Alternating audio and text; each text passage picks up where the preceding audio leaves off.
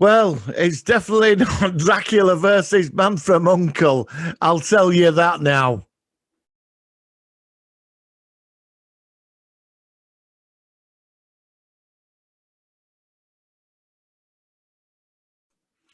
Hello and welcome to season 4 of It Could Have Been a Classic.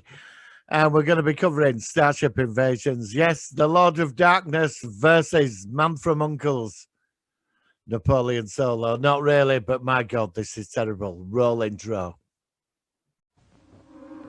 This world is trapped in the middle of an eternal conflict between forces from the Black Void. They come from above, below, and beyond. They come with answers to the unknown, horror from the stars, and horror from the depth of 1,000,000 mutant minds. They communicate with time and wage an interplanetary war for eternity. Starship Invasions. Legions of galactic warriors engulf the Earth in a holocaust for the survival of power. This planet becomes the battleground as future beings bring their quest to the terrified eyes of man. From 1,000,000,000 light years away, the invader has come to make this the final day of Earth's existence.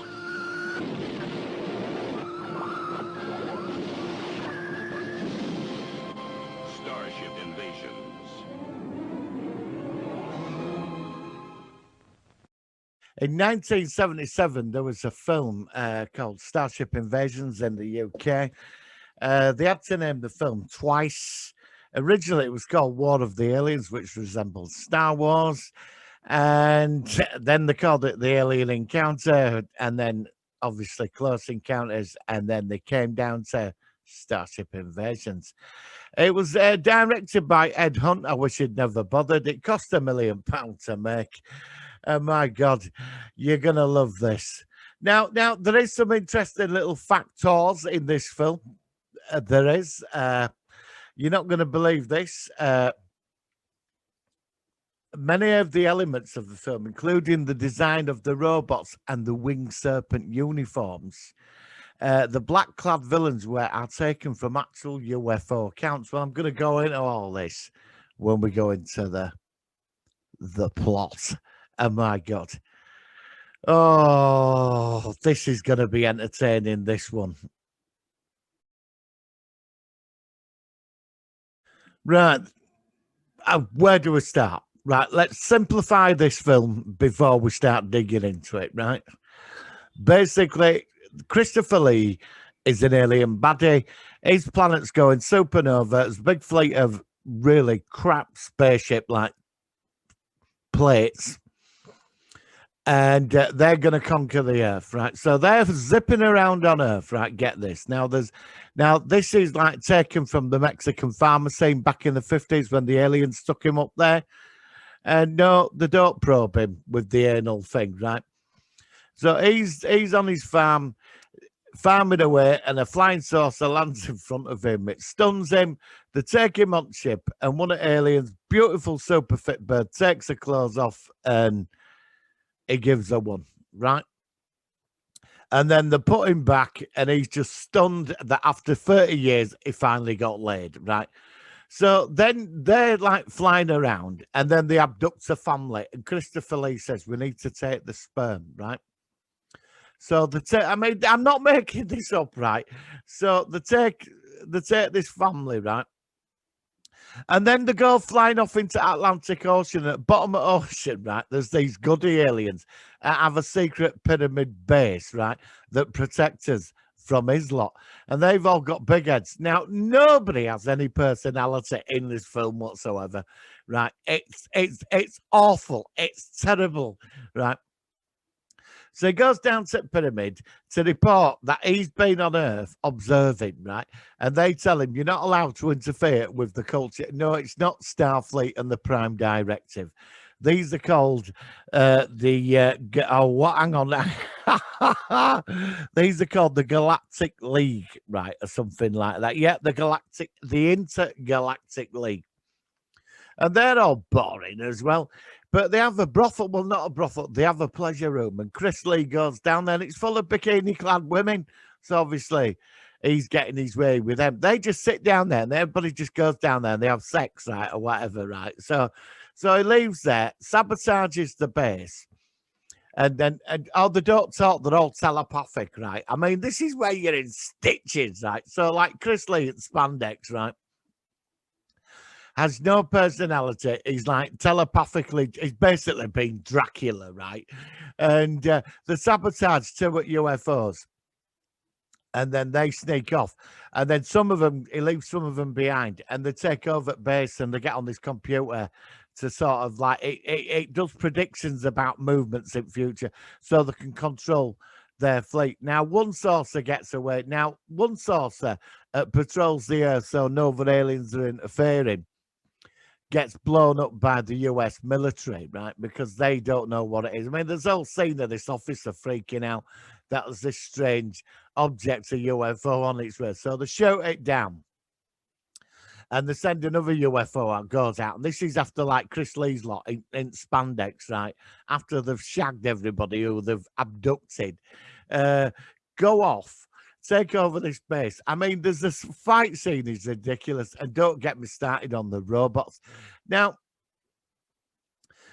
these robots apparently have been seen in actual alien abductions, so they've copied this. Now, they've took quite a bit of the mythology of alien abductions out of this, especially apparently in the costumes, which said at the beginning that when we've been abducted and they've had sex with us or whatever, that they've worn these like serpent clothing. Oh, don't ask. Right. Anyway, so back to the plot. So one flying saucer escapes and they're all hunting him down all over the planet. But the good aliens, have got something wrong with the computer and they need help. So guess where they go? To see Robert Vaughn, who's a UFO investigator. And they've all been watching him on like intergalactic television, right?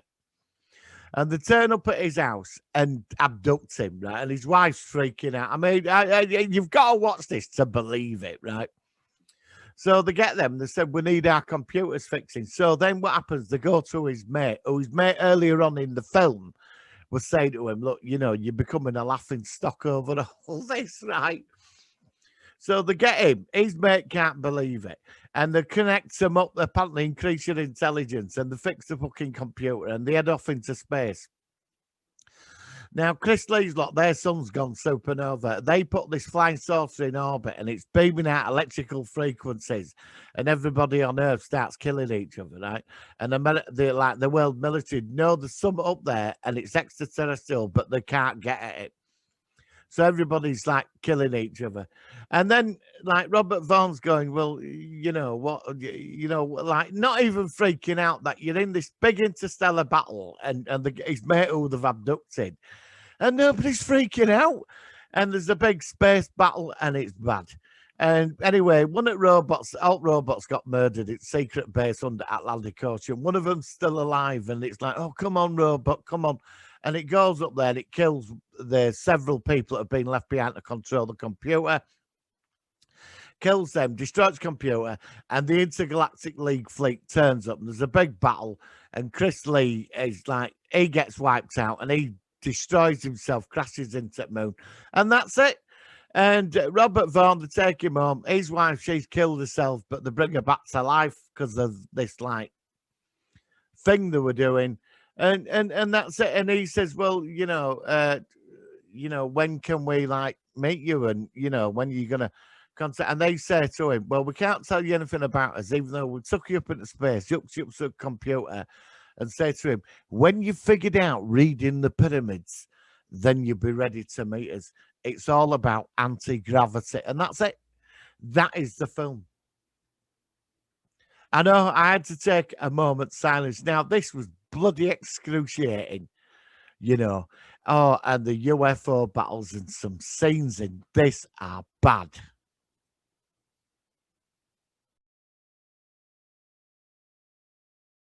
Everything you suspect about UFOs is true. A renegade group intends to exterminate your race and repopulate the Earth. We need a computer expert. Will you help? Suggestions I have given her. She's struggling to speak. I know why you're doing them. I know what you're going to do. going to kill us all, aren't you? Why? Why are you going to kill us? Kill us.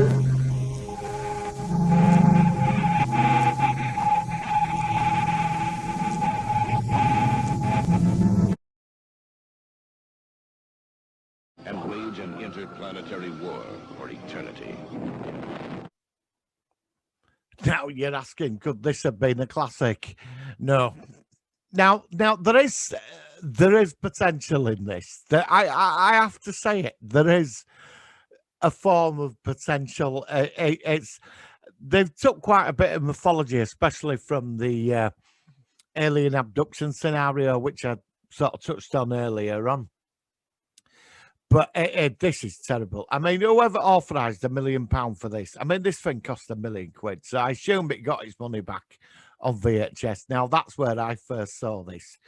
I mean, Starship Invasions is truly one of the worst films ever made. I mean, get this, right?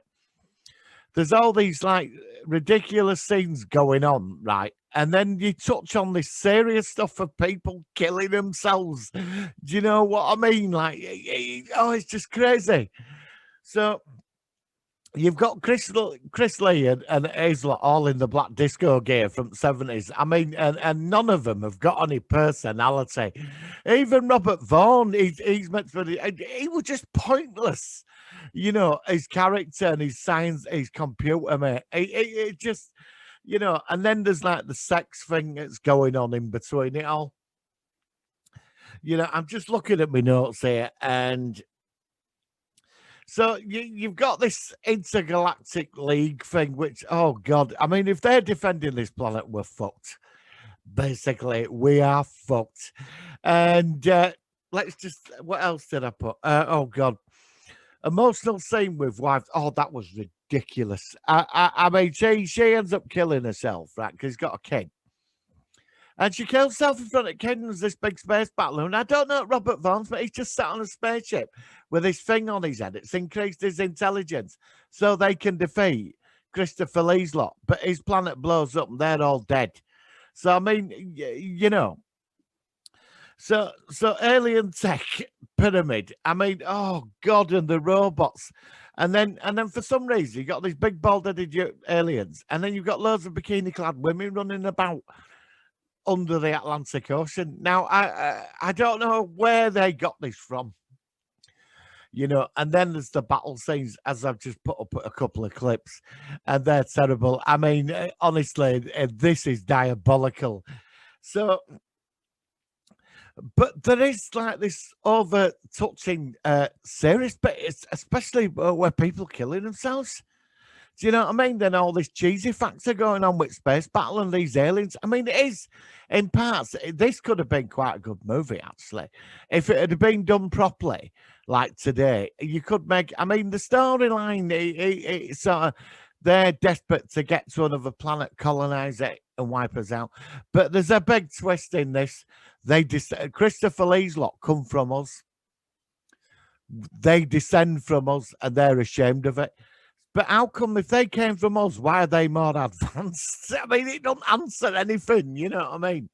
So this whole movie, now where it has potential is with the alien abduction scenes. I found that quite interesting because they did try to take it, even with the photographs, they tried to do something quite similar. And then the story just went up its own backside. Now, I can get it where there's aliens coming to Earth, abducting people, and they're going to invade the planet. I get that. That makes sense. And then, but this intergalactic league and the rest of the film just falls flat. But there is some potential in the storyline, which I really do think there is. Now, I know when you put it all together, how they've come out with this, it's ridiculous. It really is. But if you take certain parts out and get serious with it, I think there could be some potential in this. And this is where, like, I know because I've like moaned about it. It is a bloody terrible film.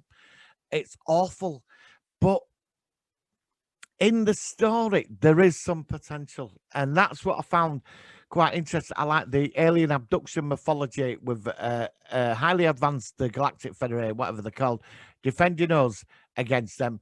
but it's just how it's been set out, how it's been written, and the special effects. Oh God, the special effects are terrible. This was 1977. You know, so the question, could this have been a classic? No. And for the first one of season 4, I'm quite disappointed. Like I said, I definitely think there's something in the story. If it was refined a lot more, we could definitely have something, but it's ridiculous. They've grabbed everything they could and just banged it into a pot, and what's come out is not mashed potatoes. This is, I'm going to say it, quality. This is shite over quality, and you know, it is shite over quality. So this is my review for the first episode of season 4. And my God, what a disappointment, but you're going to love the one we got later this week or next week.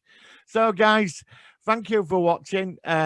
Starship Invasions is on YouTube to watch. There is other reviews on it. Check out Dark Corners. They reviewed it and it is ridiculous. But we're not here to pan stuff. We're here to look, is there any potential in it? And if it was made right in a what if scenario, this could have been, you know, in another reality, this could have been a big hit, and this is what it could have been a classic is about, right? So we'll be back on track with next week's episode. Oh God, you're not going to believe what that is. I will reveal it next week. Stay safe, everybody. Good news, we could be coming out of lockdown by June and we get our lives back. And I'll see you on the next video. Oh, I will say one thing. I mean, Christopher Lee and Robert Vaughn, I mean, Chris Lee, I always thought he had a decent career, but his career must you know, they must have paid him. He must have just done it for money. I mean, Robert Vaughn as well. Yeah, again, he did do Hangar 18. So, well, yeah, I'll see you on the next episode. You had your instructions.